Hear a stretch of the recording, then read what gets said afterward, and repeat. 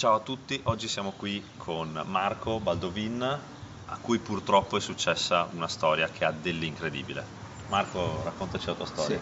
salve, sono Marco Baldovin, ero dal 12 febbraio al lunedì 16 marzo presidente della piccola industria di Belluno.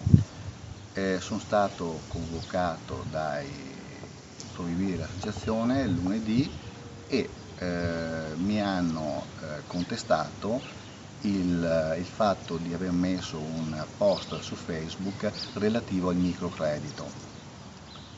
Ritenevo che fosse un'attività perfettamente compatibile, invece hanno detto che a loro parere e a parere dei proibiti romani era attività politica. Pertanto mi hanno cacciato, anzi mi hanno costretto a dare le dimissioni e ritengo che questo sia una cosa profondamente ingiusta in quanto a tutt'oggi non ho ancora gli incartamenti con i pareri dei provvedimenti romani e quindi sono stato condannato a tutt'oggi senza prove. Siamo di fronte a una storia che ha dell'incredibile, siamo obbligati al pensiero unico, neanche più il buon senso viene accettato.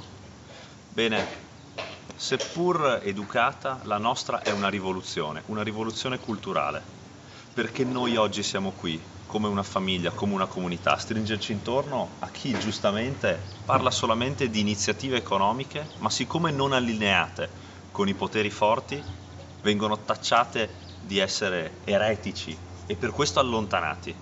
Bene, noi oggi siamo qui per dare una mano a Marco e a tutte le persone che non si riconoscono in quel sistema e che sanno che possiamo cambiare. Noi oggi, tutti uniti, ce la possiamo fare.